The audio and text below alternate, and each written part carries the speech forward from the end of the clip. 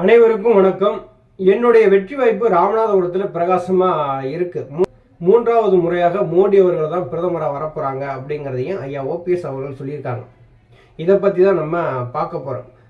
வட சென்னை வடமேற்கு மாவட்ட கழகம் சார்பாக ஒரு தண்ணீர் பந்தல் திறப்பு நிகழ்ச்சியானது நடைபெற்றது. ஏழை எளிய மக்கள் இந்த வெயில் காலங்களில் ரொம்ப கஷ்டப்படுறாங்க. அந்த கோடை வெயிலினுடைய தாக்கம் அதிகமாக இருக்குது. இதை நம்ம கட்டுக்குள்ளே கொண்டு வரணும். மக்கள் எந்த இடத்துலையும் சிரமப்படாமல் இருக்கணும் அப்படிங்கிறதுக்காக தான் இந்த தண்ணீர் பந்தல் திறப்பு நிகழ்ச்சி வில்லிவாக்கம், திருவிக்கா நகர் இந்த ஏரியாக்களில் நடைபெற்றது. இதை மாவட்ட கழக செயலாளர் குளத்தூர் கிருஷ்ணமூர்த்தி அவர்கள் இதையெல்லாம் ஏற்பாடு செய்திருந்தாங்க.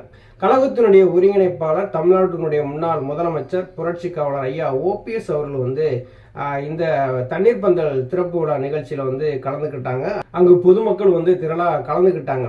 இந்த தண்ணீர் பந்தல் திறக்கிறது ஒன்றும் புதுசா ஒன்றும் கிடையாது. இது ஏற்கனவே புரட்சி தலைவி அம்மா அவர்கள் ஒவ்வொரு மாவட்டம் சார்பாக அறிவுறுத்துவாங்க. எம்எல்ஏக்களுக்கும் எம்பிக்களுக்கும் கட்சியினுடைய நிர்வாகிகளுக்கு அறிவுறுத்துவாங்க. எப்படின்னா, வெயிலின் தாக்கம் அதிகமாக இருக்கும்போது மக்கள் எந்த இடத்துலையும் கஷ்டப்படக்கூடாது.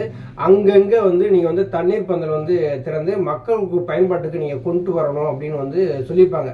அதை இன்னைக்கு ஐயா ஓபிஎஸ் அவர்கள் கடைபிடித்து தான் இன்னைக்கு மாவட்ட கழக செயலாளர் குளத்தூர் கிருஷ்ணமூர்த்தி அவர்கள் ஏற்பாட்டில் இந்த தண்ணீர் பந்தல் நிகழ்ச்சி, திறப்பு விழா நிகழ்ச்சி நடைபெற்றது. இதில் ஐயா ஓபிஎஸ் அவர்கள் பொதுமக்களுக்கு ஐஸ்கிரீமு, நீர்மோர், ரஸ்னா, தர்பூசணி, வெள்ளரிக்காய் இந்த மாதிரியான பொருட்கள் எல்லாம் பொதுமக்கள் கொடுத்தாங்க. அவங்களும் வாங்கி போனாங்க.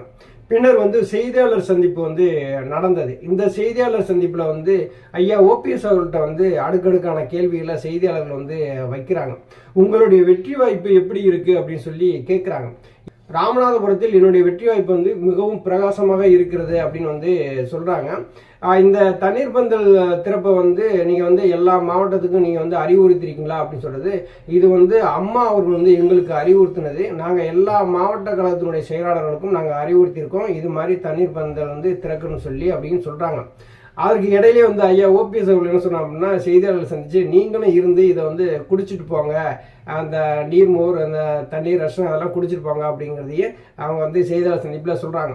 தேசிய ஜனநாயக கூட்டணியில் மோடி அவர்கள் மீண்டும் பிரதமராக வரதுக்கு வாய்ப்பு இருக்கா அப்படின்னு சொல்லி செய்தியாளர்கள் கேட்குறாங்க.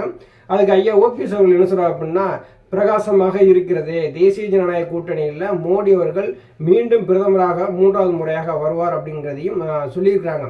இந்த தண்ணீர் பந்தல் திறப்பு நிகழ்ச்சியில் பொதுமக்கள் எல்லாம் கலந்துக்கிட்டாங்க. கட்சியினுடைய நிர்வாகிகள் எல்லாமே கலந்துக்கிட்டாங்க. தொண்டர்கள் பெரும்பாலும் கலந்துக்கிட்டாங்க. கோடை வெயிலினுடைய தாக்கம் அதிகமாக இருக்கிறதுனால ஏழை எளிய மக்கள் ரொம்ப கஷ்டப்படுவாங்க. அங்கங்கே எல்லா இடங்களிலுமே தண்ணீர் பாட்டு கொண்டு விட்டு செல்ல முடியாது. அதனால எல்லா இடங்கள்லையுமே புரட்சி தலைவி அம்மா அவர்கள் எப்படி அறிவுறுத்தினாங்களோ தண்ணீர் பந்தல் அமைக்க சொல்லி, அதே மாதிரி நாமும் இதை நம்ம கடைபிடிக்கணும் அப்படின்னு சொல்லிட்டு எல்லா மாவட்ட செயலாளர்களுக்கும் கட்சியினுடைய நிர்வாகிகளுக்கும் ஐயா ஓபிஎஸ் அவர்கள் அறிவுறுத்தி இருக்கிறாங்க. நன்றி, வணக்கம்.